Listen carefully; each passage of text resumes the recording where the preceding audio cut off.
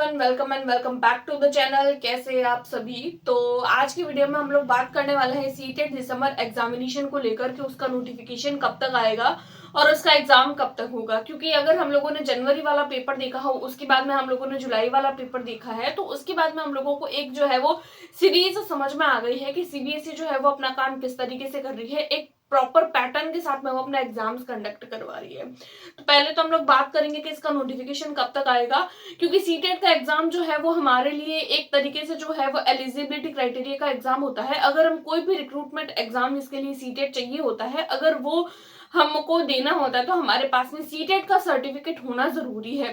Passing marks इसके लिए 90 marks होते हैं और जो है वो इस एग्जाम को किस तरीके से करवाया जाता है, क्या इस एग्जाम की जो है वो स्कीम होती है, उसके बारे में भी हम लोग डिटेल में देखेंगे। क्योंकि बहुत सारे कैंडिडेट ऐसे भी हैं जो न्यू कमर्स होते हैं, जिन्होंने बीएड में एडमिशन लिया है, जो एक दिन कॉलेज गए हैं, 2 दिन गए हैं, या फिर उनका बीएड कंप्लीट भी हो चुका है, या फिर जो आने वाले टाइम में भविष्य में भी अगर कभी बीएड करके टीचर बनना चाहते हैं, या ऐसे कैंडिडेट जिन्होंने डीएलएड या फिर बीएसटीसी किया है, तो ऐसे कैंडिडेट के लिए भी सीटेट का एग्जाम बहुत ज्यादा जरूरी होता है।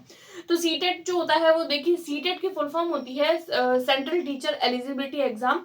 यानी कि अगर आप लोग किसी भी टीचिंग एग्जाम जो सेंट्रल लेवल का होता है, जैसे केवीएस हो गया, एनवीएस हो गया, DSSS भी हो गया, इसके अलावा सैनिक स्कूल वगैरह होते हैं, ईएमआरएस होते हैं, इन सारे स्कूल्स में हम लोगों को जो है वो मेन एग्जाम देने से पहले हमारे पास में एक सर्टिफिकेट होना चाहिए, और उसी सर्टिफिकेट वाले एग्जाम को, एलिजिबिलिटी क्राइटेरिया के एग्जाम को सीटेट हम लोग बोलते हैं।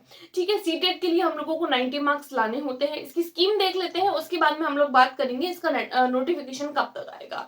ठीक है, अगर मैं बात करूं तो देखिए टोटल इस एग्जाम में मार्क्स कितने होते हैं, तो ये जो होता है वो टोटल 150 मार्क्स का होता है। सबसे पहली बात, 150 क्वेश्चन होते हैं, 150 मार्क्स होते हैं। एक क्वेश्चन जो होता है वो 1 मार्क का होता है।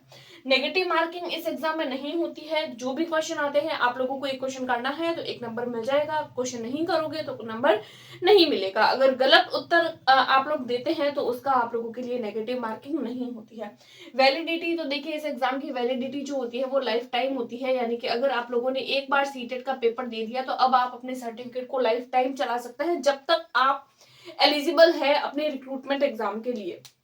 उसके अलावा आप लोगों के पास में या फिर तो डीएलएड होना चाहिए या फिर बीएड होना चाहिए। डीएलएड अगर आप लोगों ने कर रखा है तो आप लोग पेपर 1 के लिए एलिजिबल है। बीएड अगर आप लोगों ने कर रखा है तो आप लोग पेपर 2 के लिए एलिजिबल है। राइट, अगर आप लोग पेपर 1 देते हैं तो आप जो है वो 1 to 5 यानी कि क्लास 1 से लेकर क्लास 5 तक के टीचर बनते हैं। और अगर आप लोग पेपर 2 देते हैं तो क्लास 6 से लेकर क्लास 8 तक के टीचर बन जाते हैं। तो ये तो कुछ बेसिक बातें हो गई। अब हम लोग देख लेते हैं एग्जाम स्कीम की कि एग्जाम किस तरीके से होता है। तो देखिए, 150 मार्क्स का ये एग्जाम होता है, 150 क्वेश्चन होते हैं और 150 मिनट होते हैं। 1 मिनट में एक क्वेश्चन सॉल्व करना होता है। अब ये 150 मार्क्स किस तरीके से डिवाइडेड रहते हैं, 1 बाय 1 सारा डिस्कस करेंगे। छोटी सी वीडियो होगी। चैनल पर पहली बार आए तो प्लीज वीडियो को लाइक करके चैनल को सब्सक्राइब कर दीजिए, क्योंकि इसी तरीके के ऑथेंटिक और जो भी यूजफुल जो न्यूज होती है, वीडियोस होती है, वो हम हमारे चैनल पर लाते रहते हैं। देखिए, अगर मैं पेपर 1 की बात करूं तो अगर आप लोगों ने डीएलएड किया है, अगर आप लोगों ने अभी एडमिशन लिया है तो भी आप लोग एग्जाम दे सकते हैं। अगर आप लोग अपीयरिंग में है, कई बार ऐसा बोला जाता है कि सेकेंड ईयर वाले ही फॉर्म भर सकते हैं, लेकिन ऐसा नहीं है। अगर आप लोगों ने फर्स्ट ईयर में भी अगर आप लोग है ना, तो भी आप लोग जो है वो इस एग्जाम को दे सकते हैं। राइट, तो आप लोगों को देना चाहिए अगर आप लोग एलिजिबल है तो। उसके बाद में बात करें पेपर 1 में, तो देखिए 5 सब्जेक्ट आप लोगों के होता है। पहले हम लोग बात करते हैं सीडीपी की, देन हमारा मैथ्स, ईवीएस, लैंग्वेज 1 और लैंग्वेज 2। देखिए, अगर मैं पेपर 1 की बात करती हूँ तो 5 सब्जेक्ट्स आप लोगों को देखने को मिलेंगे। 150 मार्क्स के ये होते हैं। 150 मार्क का पूरा ये पेपर होता है, जिसमें 5 पार्ट्स होते हैं। एक पोर्शन जो होता है वो आप लोगों को 30 नंबर मिलता है। 30 नंबर का इसी तरीके से 5 सब्जेक्ट मिलके आप लोगों के 150 मार्क्स बन जाते हैं। इसमें से सीडीपी, अब सीडीपी क्या होता है, तो चाइल्ड डेवलपमेंट एंड पेडागोजी, जिसमें आप लोगों को बालक के विकास से रिलेटेड क्वेश्चंस पूछे जाते हैं, और कुछ ऑथेंटिक चीजें होती है जो फिक्स्ड होती है वो पूछी जाती है, और कुछ जो होती है वो प्रैक्टिकल बेस्ड होती है, कुछ कंसेप्चुअल बेस्ड होती है, और कुछ सिचुएशनल बेस्ड होती है। तो इस तरीके की क्वेश्चंस आप लोगों से पूछे जाते हैं। 30 मार्क्स का ये आप लोगों का होता है। 1 से लेकर 30 क्वेश्चन जो है वो आप लोगों को पूछे जाते हैं। देन हम लोग बात करते हैं मैथ्स की, तो इसके बाद में आप लोगों को मैथ्स, जिसको हम लोग सामान्य गणित बोलते हैं, तो इसके क्वेश्चंस भी आप लोगों के 30 मार्क्स के आते हैं। 30 मार्क्स में आप लोगों के ये जो होते हैं 30 मार्क्स आप लोगों के अगेन से डिवाइड हो जाते हैं। कुछ क्वेश्चंस आप लोगों को पेडागोजी के देखने को मिलते हैं, कुछ क्वेश्चंस आप लोगों को मैथ्स के कंटेंट में देखने को मिलते हैं। देखिए जो मैथ्स वाला पोर्शन होता है ये भी आपके दो पार्ट्स में डिवाइड रहता है। कंटेंट एक तो आप लोगों को पूछा जाता है और दूसरा जो होता है वो आप लोगों के पेडागोजी पूछी जाती है। तो देखिए अगर मैं बात करूं पेडागोजी की और कंटेंट की, तो देखिए पेडागोजी और कंटेंट क्या होता है। तो देखिए कंटेंट क्या होता है, कंटेंट का मतलब होता है जो आप लोगों के न्यूमेरिकल्स होते हैं मैथ्स में, जो भी न्यूमेरिकल्स क्वेश्चन होते हैं जो मैथमेटिकली हम लोग सॉल्व करते हैं, तो वो होता है हमारा कंटेंट। और पेडागोजी क्या होती है, पेडागोजी मैथ्स की पेडागोजी की बात करूं तो देखिए अगर मैं कॉमन पेडागोजी की बात करूं तो वो होती है बच्चे के रिगार्डिंग कोई भी चीज जो सही मानी जाती है उसको ही हम लोग पेडागोजी बोलते हैं। एक तरीके से शिक्षण शास्त्र कि आप बच्चे को किस तरीके से पढ़ाएंगे, तो वही हमारी पेडागोजी होती है।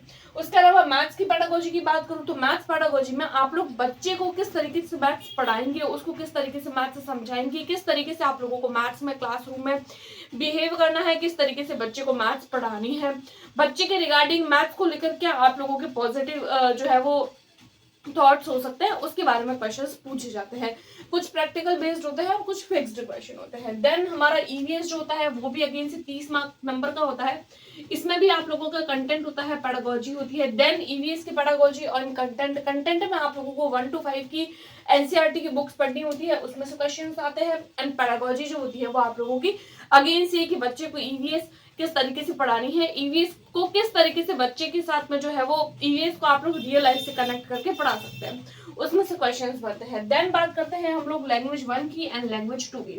देखिए लैंग्वेज 1 और लैंग्वेज 2 क्या होता है, लैंग्वेज दो लैंग्वेजेस आप लोगों को पूछी जाती है, चाहे आप लोग पेपर 1 दे रहे हैं चाहे आप लोग पेपर 2 दे रहे हैं, कोई सा भी पेपर आप लोग देते हैं आप लोगों को लैंग्वेज पूछी जाती है।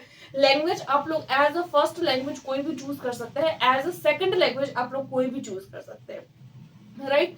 मान लीजिए आप लोगों ने लैंग्वेज 1 हिंदी ले ली, तो अब आप लोगों को सेकंड लैंग्वेज दूसरी लैंग्वेज पढ़नी होगी। ऐसा नहीं है कि अगर आप लोग फर्स्ट लैंग्वेज हिंदी पढ़ रहे हैं तो सेकंड भी आप लोग हिंदी पढ़ रहे हैं, नहीं। अगर आप लोगों ने फर्स्ट लैंग्वेज हिंदी पढ़ी है तो सेकंड लैंग्वेज आप लोग इंग्लिश पढ़ सकते हैं। अगर आप लोगों ने फर्स्ट लैंग्वेज इंग्लिश पढ़ी है तो सेकंड लैंग्वेज आप लोग हिंदी पढ़ सकते हैं, ठीक है। आप लोगों को दोनों लैंग्वेजेस अलग अलग पढ़नी है। जैसे कि अगर मैं मेरी बात करूं तो मैंने सीटेट के टाइम पे दोनों लैंग्वेज अलग अलग भरी थी, पहले हिंदी एंड सेकंड भरी थी इंग्लिश, ठीक है। अब आप लोग इसमें आप लोगों को बहुत सारे लैंग्वेजेस का जो है वो ऑप्शन मिलता है, हिंदी, इंग्लिश, संस्कृत, उर्दू, पंजाबी, गुजराती और कन्नड़ी, बहुत सारी लैंग्वेजेस जो हमारे इंडिया में चलती है, राजस्थानी वगैरह, बहुत सारी लैंग्वेजेस आप लोगों को ऑप्शन मिल जाते हैं। जो भी आप लोगों की अच्छी पकड़ हो जिस लैंग्वेज में, वो लैंग्वेज आप लोग as a first language, second language आप लोग वो भरिए जो आप लोगों को आती है, लेकिन थोड़ी सी भले कम आती हो, क्योंकि हम लोगों को एक ही लैंग्वेज अच्छे से आएगी, सेकंड लैंग्वेज में आप लोगों को थोड़ी सी दिक्कत हो सकती है। यहाँ पर भी आप लोगों की सेम पैटर्न रहता है, पहला आता है कंटेंट, सेकंड आता है पेडागोजी। यहाँ पर भी आप लोगों के कंटेंट एंड अगेन से पेडागोजी। अब यहाँ पर भी कंटेंट पेडागोजी यही बात रहती है। 30 नंबर का ये होता है और दो पार्ट्स में ये भी आप लोगों का डिवाइडेड रहता है। कंटेंट क्या होता है, तो देखिए यहाँ पर आप लोगों की जो है वो 15 नंबर की पेडागोजी पूछी जाती है लैंग्वेज 1 में, एंड लैंग्वेज 2 में भी अगेन से आप लोगों को 15 नंबर की पेडागोजी पूछी जाती है।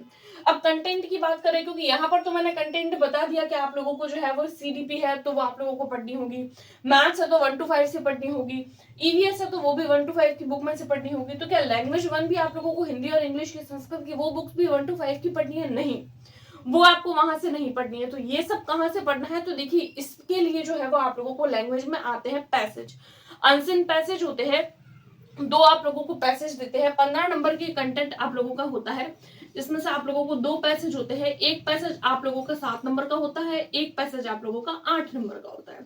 दो पैसेज होते हैं, पैसेज को पढ़ना है, देन पैसेज के कॉन्टेक्स्ट में आप लोगों को उसके आंसर फिल करने हैं, ठीक है। इसी तरीके से लैंग्वेज 2 में होता है, अगेन से ये जो कंटेंट होता है ये 15-15 मार्क्स में डिवाइडेड रहता है, 15 मार्क्स में, और ये 15 मार्क्स जो होते हैं वो 7 और 8 में आप लोगों के डिवाइडेड रहते हैं, ठीक है। और लैंग्वेज 2 जो होती है वो लैंग्वेज 1 की अपेक्षा थोड़ी सी टफ पूछी जाती है।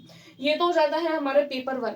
अब हम लोग बात करते थे पेपर 2 की। देखिए अगर आप लोग पेपर 1 के लिए प्रिपेयर कर रहे हैं तो आप लोगों को 1 से लेकर फर्स्ट से लेकर 5th क्लास तक की एनसीईआरटी को बहुत अच्छे से पढ़ना होगा। इवन अगर आप लोग ईवीएस वाला सब्जेक्ट करते हैं, मैथ्स वाला सब्जेक्ट करते हैं, तो आप लोगों को जो है वो इसके साथ साथ में 6, 7, 8 की एनसीईआरटी के भी बहुत सारे क्वेश्चंस देखने को मिलते हैं। अब हम लोग बात कर लेते हैं पेपर 2 की। तो देखिए पेपर 2 के लिए आप लोग 1 to 8 के लिए आप लोग एलिजिबल हो पाते हैं। यहाँ पर भी हमारे जो है वो 5 सब्जेक्ट होते हैं, 4 सब्जेक्ट भी होते हैं, 5 भी होते हैं। कैसे होते हैं वो मैं आप लोगों को बताती हूँ।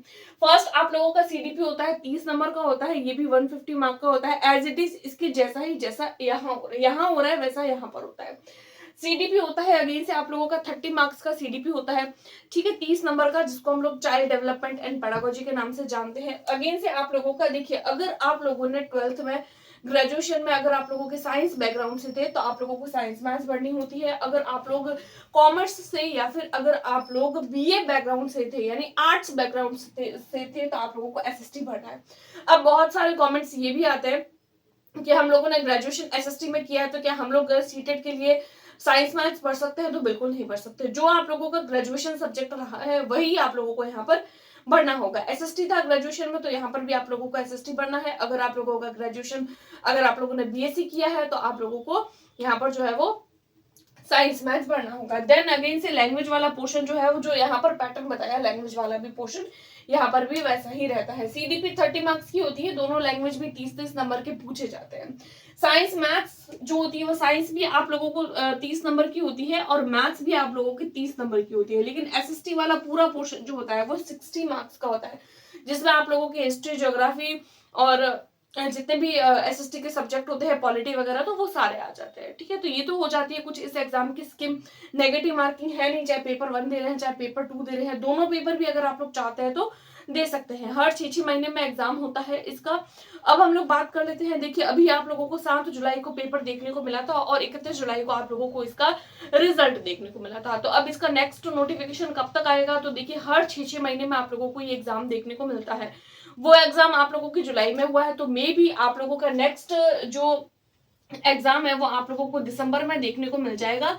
लेकिन दिसंबर एग्जाम का नोटिफिकेशन आप लोगों की कब तक आएगा? तो देखिए नोटिफिकेशन की अगर मैं बात करूं तो नोटिफिकेशन आप लोगों को अगस्त के मंथ में ही देखने को मिल जाएगा। अगस्त में आप लोगों को नोटिफिकेशन एंड सितंबर में आप लोगों को इसका फॉर्म फिलिंग देखने को मिल जाएगी। तो अगर आप लोग इंटरेस्टेड हैं इस एग्जाम के लिए तो आप लोग जो है वो अभी से अपनी प्रिपरेशन को स्टार्ट कर दीजिए, क्योंकि सीटेट जो होता है वो बहुत सारे कैंडिडेट ऐसे होते हैं जो मेन रिक्रूटमेंट एग्जाम तो क्लियर कर जाते हैं बट सीटेट एग्जाम में इतनी लापरवाही करते हैं कि वो एग्जाम क्लियर नहीं कर पाते। क्योंकि अभी वाला अगर हम लोगों ने रिजल्ट देखा हो सीटेट का, बहुत डाउन रहा है। अगर बहुत सारे जैसे 80%, 18%, 16% ओनली इतना ही रिजल्ट रहता है। पासिंग मार्क्स लाने होते हैं एलिजिबिलिटी एग्जाम वाले एग्जाम में भी आप लोगों के, यानी बहुत सारे कैंडिडेट्स के कम नंबर आते हैं, पास तक भी नहीं कर पाते हैं।